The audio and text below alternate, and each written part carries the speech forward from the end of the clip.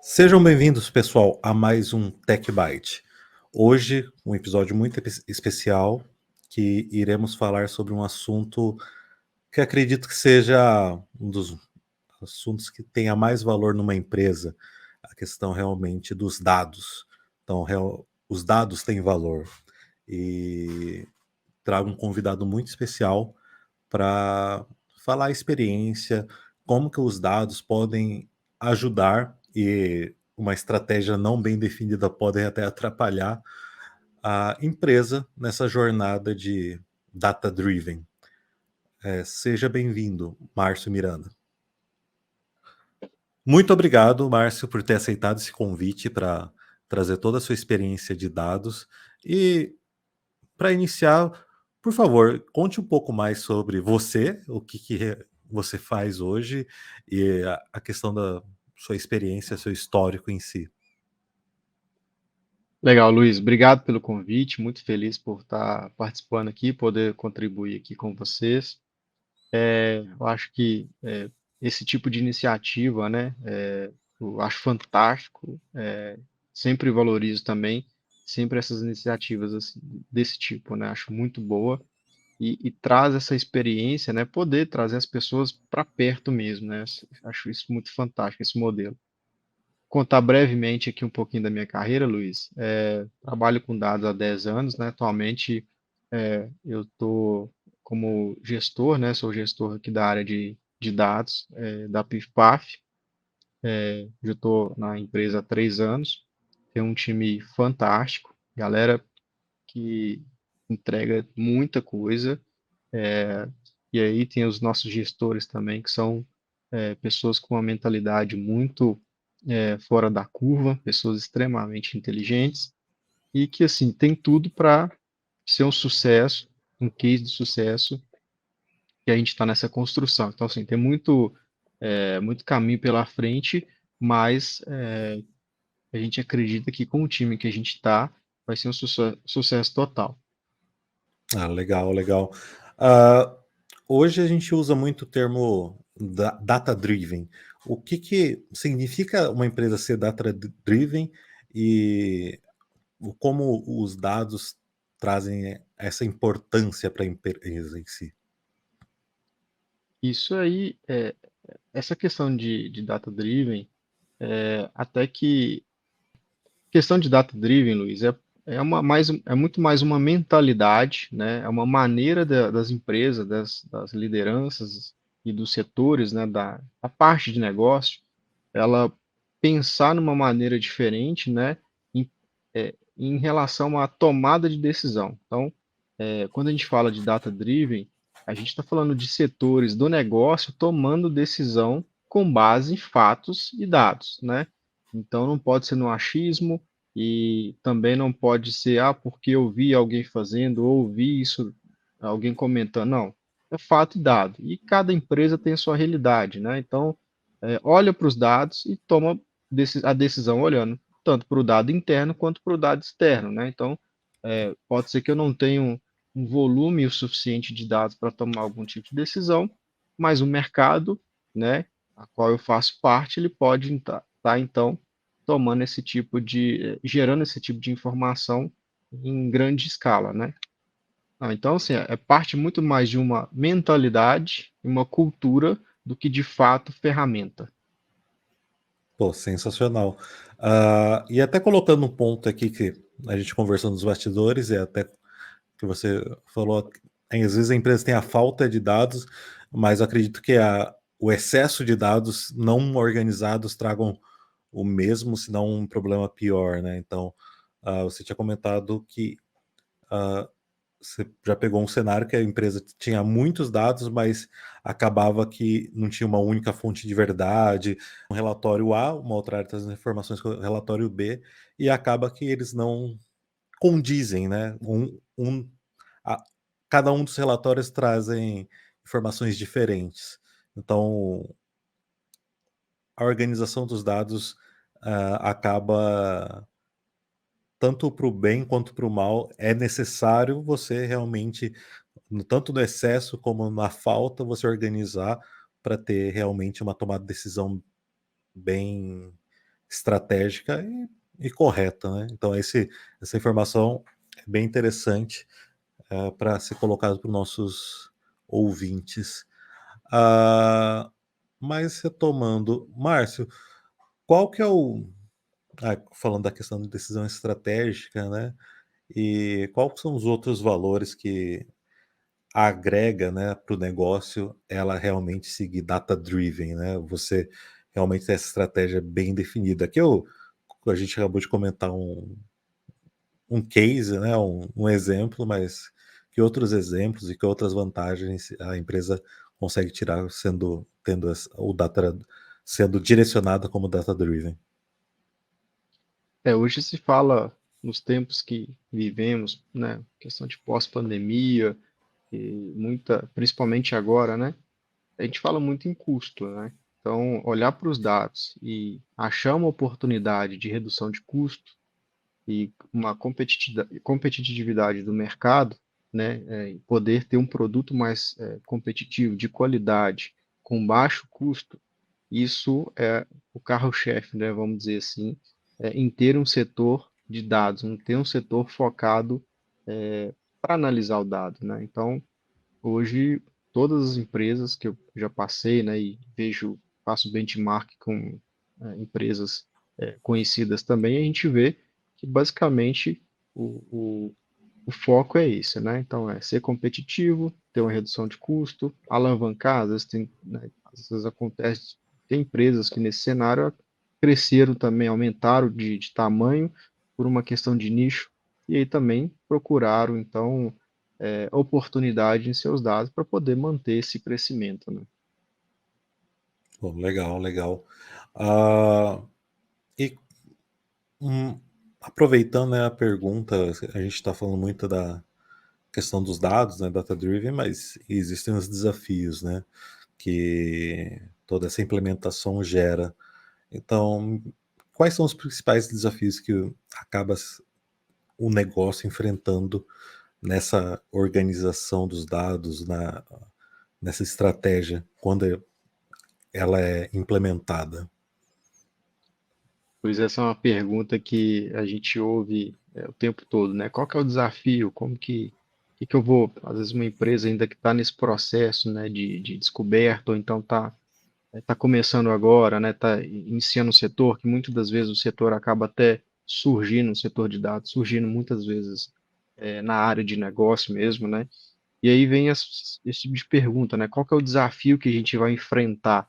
Eu, né, nessa jornada desses 10 anos que eu venho ali nessa luta, até hoje eu passo por desafios, né? Então, hoje a gente tem um time grande, né? Que diariamente a gente passa por diversos desses desafios.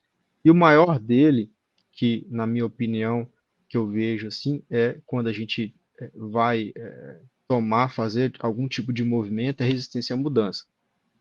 Então, você tem muitas empresas, eu já passei inclusive, que quando vai fazer algum tipo de movimento para fazer, né, algum tipo de análise ou algo, implementar uma nova cultura, uma nova abordagem voltada para dado, a gente encontra muita resistência.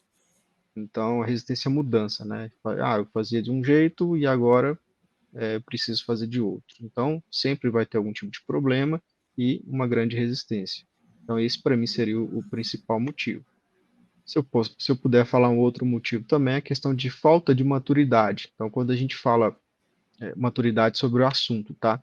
Então, quando a gente fala sobre dados, fala sobre uma cultura de dados, a gente vê que tem uma falta maturidade para entender até que tipo de estratégia eu posso adotar com base nessa cultura, né? Na cultura da informação, e que não é fácil, na maioria das vezes, não é fácil de implementar, tá?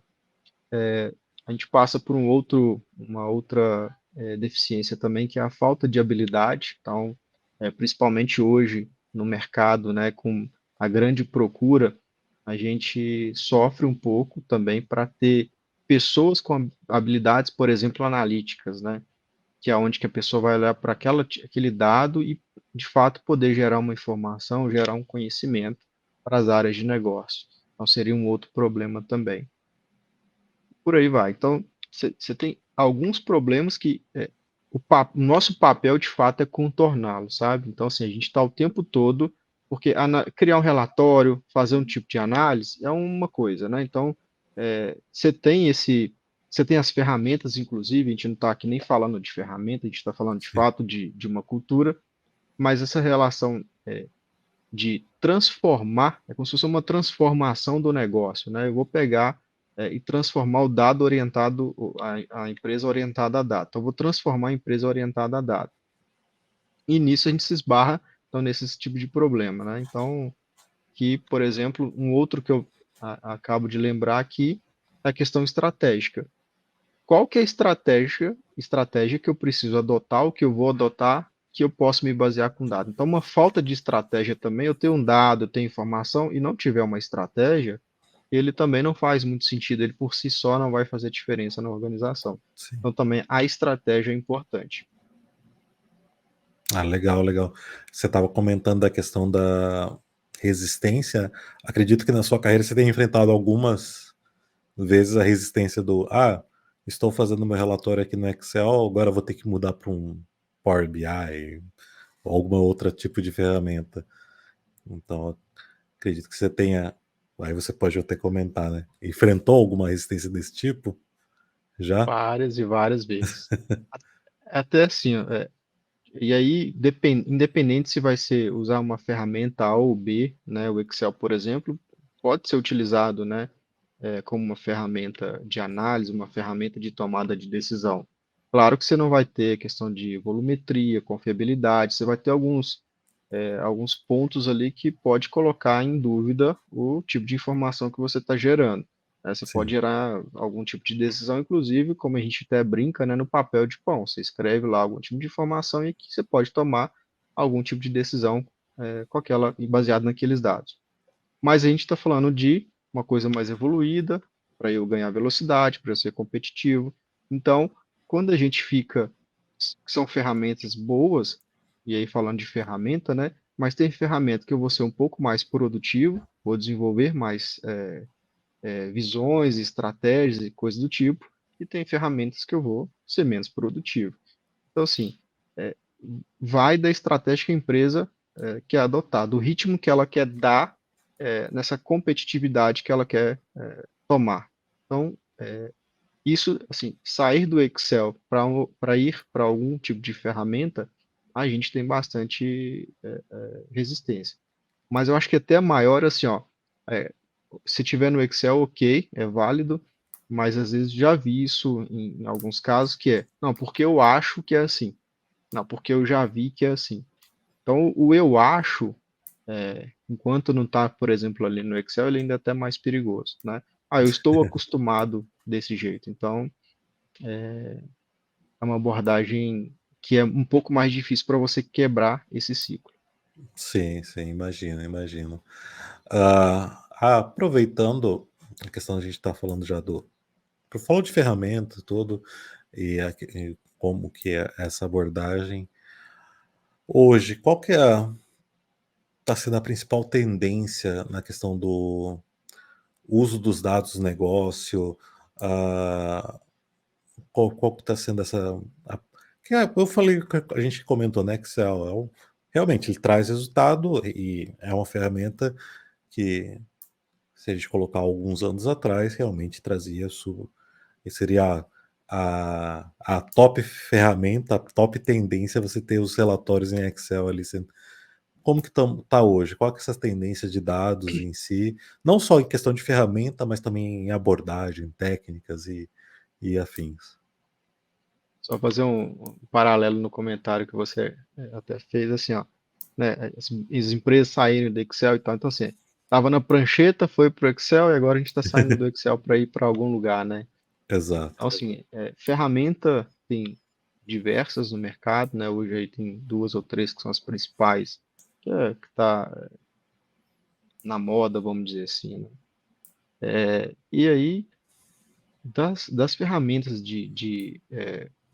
data-driven, né? Ou o que que elas podem proporcionar, a questão de tendência, né, de ferramentas ou de metodologias utilizadas. Hoje, à medida que o tempo passa, né, se você pegar as ferramentas ali, as principais de mercado hoje, quando elas iniciaram, você tinha muitas limitações, tanto para velocidade, algum tipo de estratégia, limitações de capacidade, limitações técnicas, né?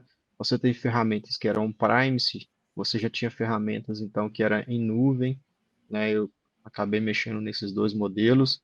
Ferramentas on-premise, por exemplo, você acaba tendo uma limitação de servidor, né? Você não consegue ser tão escalável quanto uma ferramenta em nuvem hoje, né?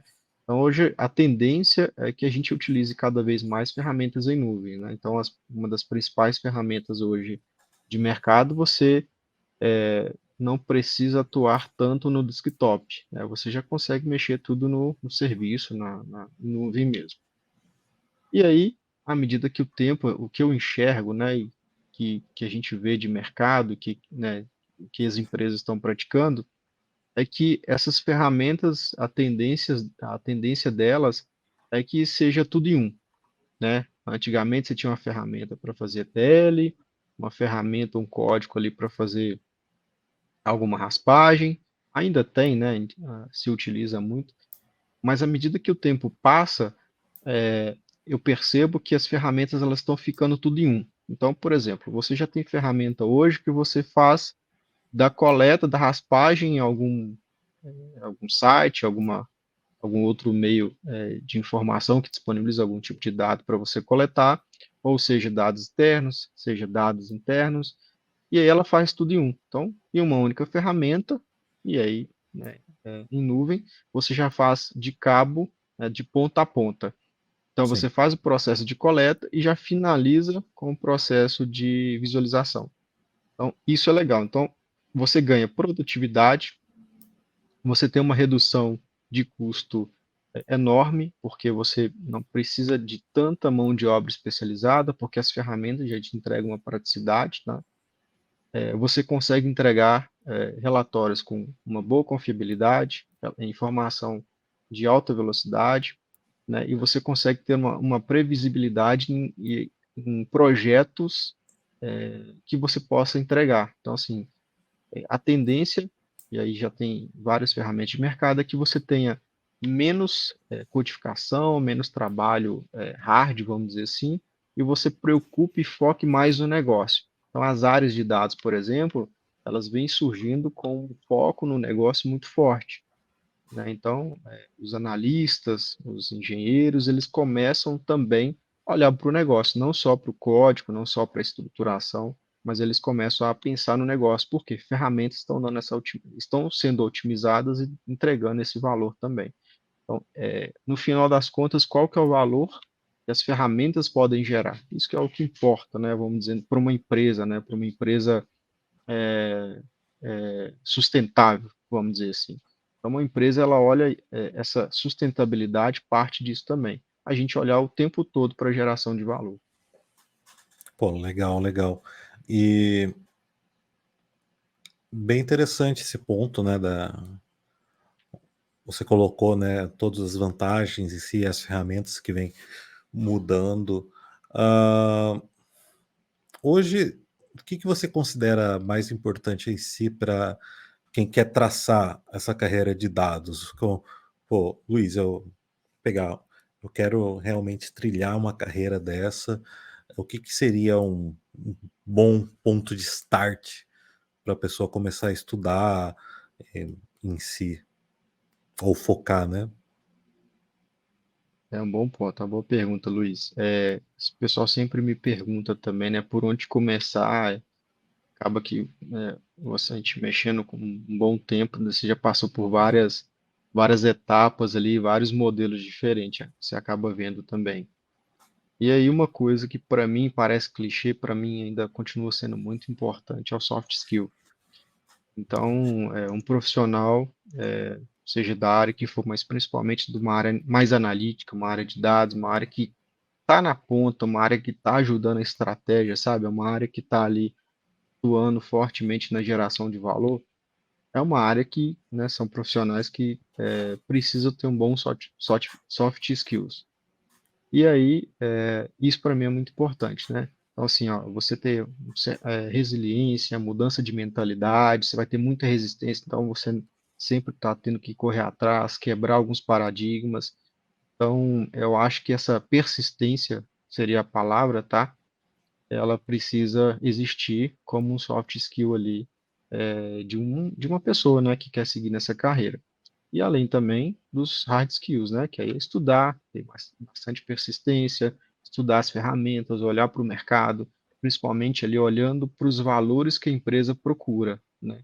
Quais são os Sim, valores que a empresa persegue, né? É crescimento, é entregar o melhor produto, é ter uma competitividade em relação ao mercado, né? Hoje em dia, com o número de empresas que a gente tem e produtos de de excelente qualidade, fica no detalhe. E aí começa a ganhar o jogo mesmo é no detalhe. Então é esse detalhe que que faz o diferencial numa pessoa que quer trabalhar com um dado também, que é o analítico, né? Então você olha o micro e você olha o macro. Então é uma pessoa que também tem que ter esse como hard skill ferramentas, né? Ok, estudar, olhar para o mercado, e eu acho que isso faz o diferencial. E também tem outros temas também, né, que aí indo mais específico, né, estudar sobre as tendências, né, em engenharia de dados, ciência de dados, inteligência artificial. Eu acho que a gente está antenado nesses temas, né, tudo que está acontecendo, tá, no seu melhor codificador naquele tema, mas você tem que ter uma habilidade. Você vai ser muito bom, você vai ser especialista num tema, mas em outros temas você tem que conhecer. Então, você está antenado de tudo que está acontecendo em relação a esse assunto. pô, bem legal, bem legal. Ah, o bom que você colocou o foco, né, no soft skill, e eu acho que casa bem com o que você tinha colocado anteriormente. O... Às vezes um dado, você vai tratar, colocar no relatório, mas a pessoa não fez a pergunta. Você vai usar esse dado? Você vai? Ele serve para algum? Tem estratégia em cima desse dado? Tal. Às vezes você economiza muito no projeto com uma simples pergunta que seria uma soft skill, né? Exatamente. Sabe o que que é legal? Que eu tenho escutado muitas pessoas falarem também, as pessoas que estão aí no mercado, estão no dia a dia, conhecem muita coisa, com essa pegada agora que já está bem avançada, né? Já tem uns anos, mas agora está mais evidente nessa questão de inteligência artificial. E aí você começa a cruzar, né? Você ouve aqui, lê aqui, vê um vídeo, escuta alguém falando, vai numa palestra, vai num workshop, e você começa a fazer as correlações, né? Você começa a correlacionar os dados que você vai coletando no seu ambiente, né? Que aí também você já começa a fazer esse tipo de análise para você, né? Como que eu vou me encaixar nesse mercado? E uma coisa que eu tenho ouvido muito é saber fazer as perguntas certas, que é o que Olha. você nesse sentido que você falou. A gente saber fazer as perguntas certas. Por quê? É evidente, né? A gente vai ter dentro de uma organização, a gente vai ter os ganhos tangíveis e não tangíveis. E aí, quando a gente começa um projeto, a gente pergunta, tá, o que que a gente vai ganhar, ou qual que é o valor que a gente vai gerar para a empresa? Uma das principais perguntas hoje, quando a gente vai fazer um projeto, vai iniciar um projeto, a gente precisa medir, né, mensurar esses ganhos para saber o quão importante é aquele projeto. E aí, dentro de um projeto, você vai ter lá os ganhos tangíveis e não tangíveis. E aí, quando a gente começa a capturar as perguntas desse projeto, o que que é importante? De fato, fazer as perguntas corretas para a área de negócio. Então, isso dentro do nosso skill, vamos dizer assim, ele é muito importante. Então, saber fazer as perguntas corretas para a área de negócio é muito importante também, porque é ali que você vai conseguir capturar os ganhos. Então, através das perguntas corretas, que aí está tudo linkado, né? Na inteligência artificial também, hoje, né, se você pegar as ferramentas de mercado, que já estão aqui, né, no nosso dia a dia, utilizamos para tudo, você precisa o quê? Saber fazer a pergunta correta. Na hora de levantar um projeto, a mesma coisa, saber fazer a pergunta correta. Então, isso é muito importante. Saber qual é o ganho fazendo as perguntas corretas. Pô, sensacional. Até aproveitando, a gente já falou bastante sobre a questão data-driven, todo o processo em si, né, a importância. Você conseguiria exemplificar para a gente um case que você chegou e falou, putz, tá uma bagunça, não, não tá conseguindo organizar os dados, ou tem muito dado, ou tem pouco dado, como a gente já tinha comentado. Como que foi o processo, né? Falar, pô, eu fiz isso, ou fizemos aquilo, e conseguimos chegar num resultado que melhorou alguma coisa. O que foi que melhorou, né? Não precisa literalmente colocar o nome da empresa, mas realmente falar qual foi o desafio. Que eu acredito que o cenário que você vai colocar caiba para muitas empresas. Exato. Eu vou colocar um cenário, lembrei de um caso aqui, mas eu vou colocar um cenário que eu acho que é a realidade de muitas empresas e no dia a dia você vai conversando com os pares, você vai conversando, né, nos workshops, então sempre tem bons exemplos. E aí eu vou usar um exemplo que eu já passei, né, isso é fato, acontece nas empresas, tá? Você chega numa empresa, você é contratado, ou então a empresa decide virar a chave, como que a gente diz, né? Vamos virar a chave, vamos fazer acontecer. E aí você se depara com um monte de relatório, né, vários relatórios, cada área entregando seu relatório, entregando seu resultado, gerando seu valor. E você começa a analisar, não, peraí, tem aquele KPI ou aquele resultado ali que é um nome, né, tem um nome parecido, deixa eu comparar. E você, opa, tá todo mundo falando aqui do mesmo resultado. Vou usar um exemplo aqui, receita, né, o Certo. faturamento, né? Então tá todo mundo falando de faturamento.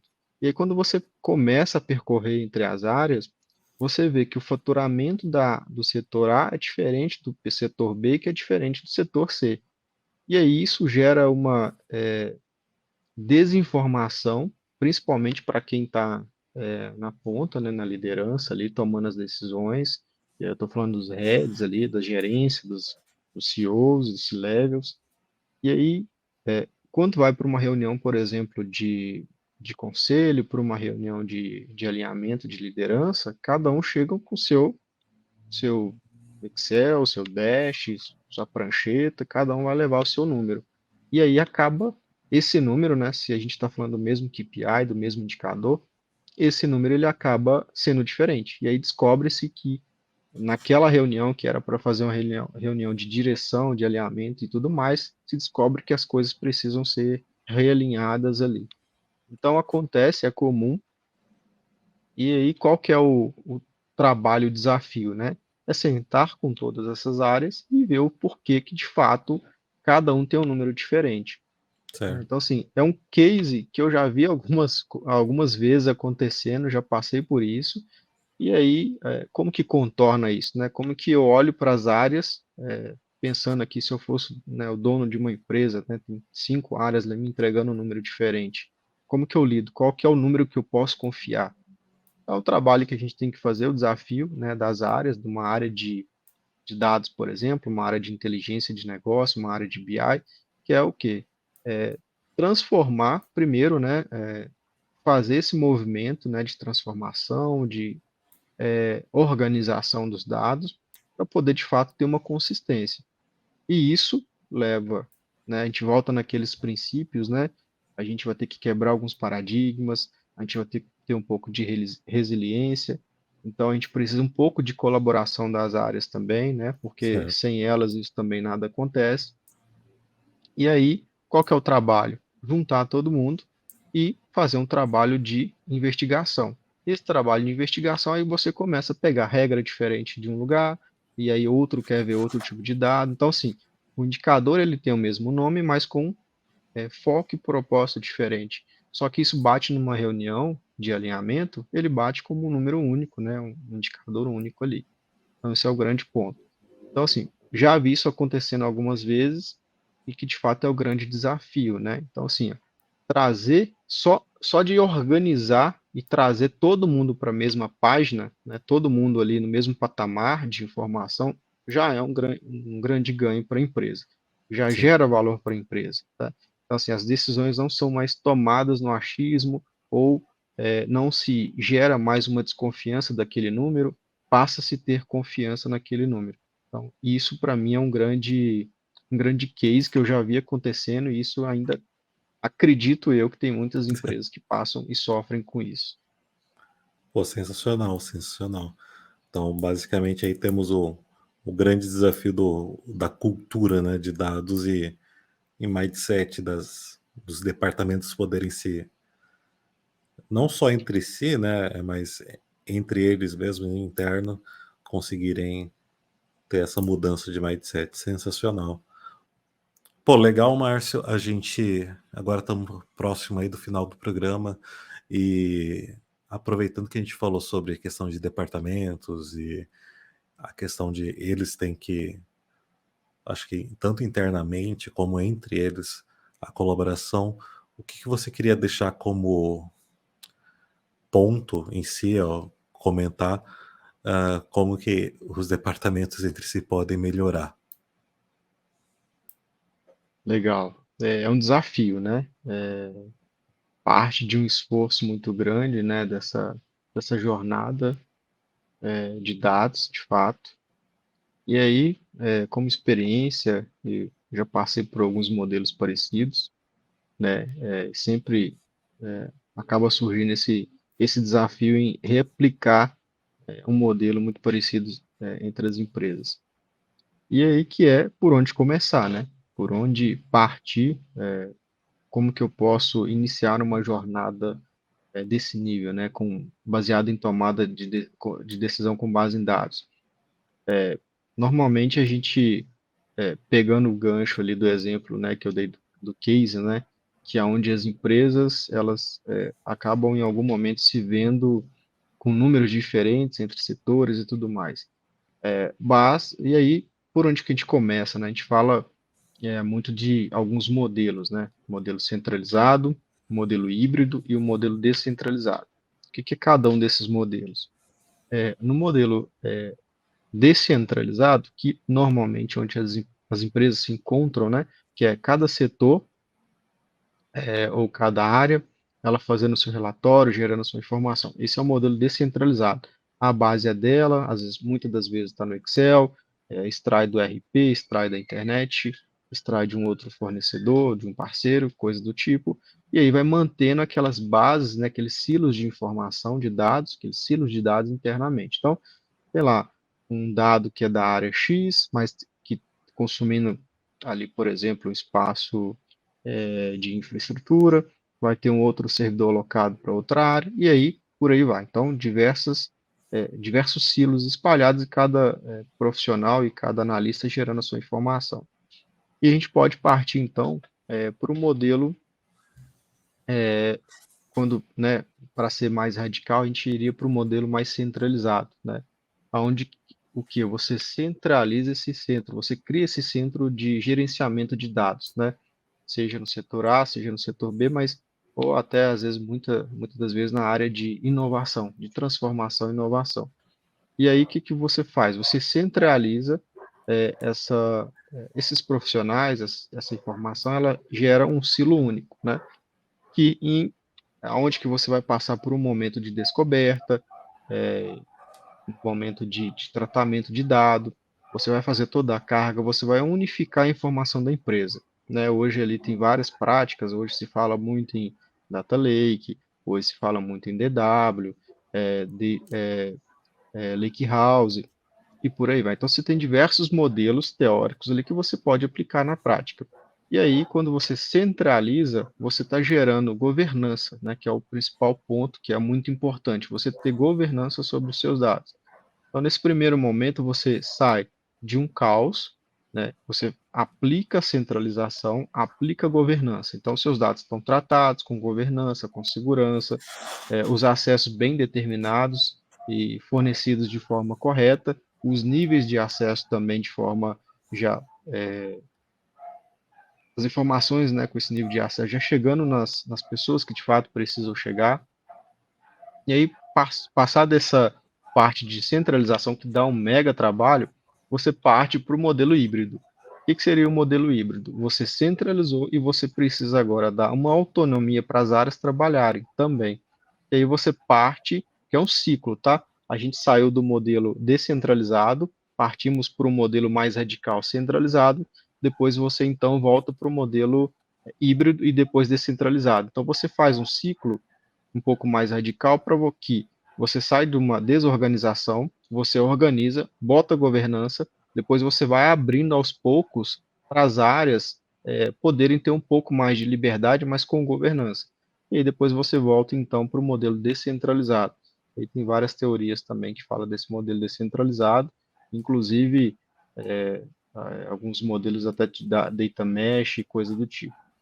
E aí, então, você faz um ciclo, você percorre um ciclo longo, aonde que, de fato, você entende o dado, organiza o dado, faz a governança e, de fato, entrega para as áreas poderem atuar, gerando valor, preocupando menos preocupação com estruturação, com coisas do tipo, e mais preocupação com a geração de valor. Então, você devolve ao negócio, à área, de fato, a oportunidade para ela pensar de fato no negócio, não ficar gastando tempo, vamos dizer assim, com estruturação e coisas mais técnicas. Então, é um ciclo que eu já vi isso acontecendo e funciona. Pô, sensacional, sensacional. E realmente o ciclo que você comentou acaba caindo muito no ponto, acho que, do mindset. Você basicamente faz o mais brusco centralizado para realmente ensinar as pessoas, né, os dados, tudo, cultura, e depois vai para indo para descentralizados. Faz totalmente sentido com todo o que a gente vem conversando aí. Ok, Márcio, agora o que você recomendaria de. A gente falou de carreira agora há pouco, até antes desse assunto, mas o que você recomendaria de livros para o pessoal que quer começar a carreira de dados ou quer se aprofundar mais na carreira? Até né, como o tema é muito essa cultura, né, de quebrar alguns paradigmas, de mudança de mentalidade, né, de ter sempre o mindset de crescimento, né? Sempre olhando ali, né, que eu vou errar, mas eu tô aqui para aprender e se eu errar, eu vou tentar de novo, vou me esforçar e vou fazer acontecer. Então, eu, né, tô nessa mudança ao longo do tempo também, a gente vai passando por essa mudança, né? E eu recomendo, né, que eu acho que todo mundo ali que está passando por uma mudança, seja mais brusca ou menos brusca, um livro que eu gosto bastante, ainda não acabei, né? Tá lá no meu Kindle, tá avançando, tá? Mas seria o livro de O Mindset, né? A Nova Psicologia do Sucesso. Esse é um livro que tem vários exemplos, né? Que você se enxerga às vezes, né, na leitura ali, você se vê é, que em determinadas situações você teve algo parecido. Então, ali ele te dá exemplos de como você poderia ter agido ou tomado algum tipo de iniciativa. Então, esse é um livro muito legal. É mais uma mudança de mentalidade mesmo. E Legal. um outro livro que eu acho bacana também, que aí já vai um pouco mais olhando para o futuro, né, já podendo viajar um pouquinho, né, quem curte séries aí, é um livro chamado 2041, Como a Inteligência Artificial Pode Mudar a Sua Vida nas Próximas Décadas. Então, ele projeta algo em torno de 20 anos, já dando exemplos, né, através de contos ali, dando exemplos de como que você vai, aquela tecnologia que você ouviu falar, ou que já está presente bem no início aqui, como que daqui a 20 anos ela poderia estar impermeada ali na nossa cultura, né, nas nossas vidas ali. Então é bem legal também. Ele é através de contos e, né, que mais para uma ficção, mas também já dá para a gente poder enxergar lá na frente, dar uma viajada bem legal também.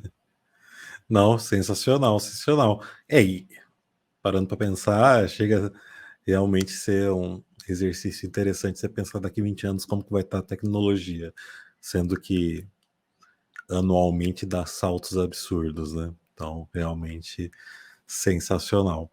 Um exercício, Luiz, seria muito legal o seguinte: olha os últimos 20 anos, como que estava, como que está hoje, e aí tenta com base nesse salto, né, nesses jumps aqui, o quanto que daqui 20 anos a gente não estaria. É um exercício bem legal também, a gente pode poder fazer daqui 10 ou 20 ou 30 anos. Eu acho que é um exercício para quem quer essa mudança, né, mudança de cultura, enxergar essa geração de valor, ser competitivo. Acho que são pensamentos importantes e considero como pensamentos relevantes para poder que nos próximos anos você se torne competitivo, tanto para as empresas quanto para a carreira também, né? Olhando sempre para frente. Sensacional, sensacional. Não, realmente faz. ah, São excelentes recomendações de livros. O do Mindset eu já li e o do 2041 acabei de colocar na minha lista para fazer a leitura. Pessoal, aproveitando agora, vou fazer os agradecimentos, né? Agradecer a todo mundo que está nos ouvindo e ou bem programador, né? Eu assistindo. Muito obrigado, Márcio, por essas excelente aula sobre data driven, sobre dados. Agradecer o pessoal tanto da Objective, nosso o pessoal que também está nos bastidores, dando todo o apoio aqui para o programa. Agradecer o time FIFPAF, que o Márcio faz parte. Agradecer também ao Walter e ao Antônio Minier. E a todos, novamente, que estão nos assistindo. Márcio, muito obrigado. Foi um prazer ter você conosco aqui. Agradeço, Luiz, pelo convite. Também fui muito bem recebido e assessorado aqui pelo time, né? Achei fantástico ali a forma, né, que vocês conduziram, o tratamento, acho muito legal. E o trabalho de vocês é sensacional, né? Poder compartilhar, trazer experiências. Eu sei que tem muita gente já com muita experiência, tem gente que está começando agora. É muito importante essa troca, né, que a gente faz aqui, né? Tanto quanto a gente está desse lado participando, quanto do outro lado como ouvinte ali também. Então, para mim é uma excelente experiência. E é isso, assim, muito agradecido mesmo. E espero, fico à disposição também, né, para novos convites aí. E gostei demais. Muito obrigado mesmo. Valeu, muito obrigado e muito obrigado, pessoal. Um abraço.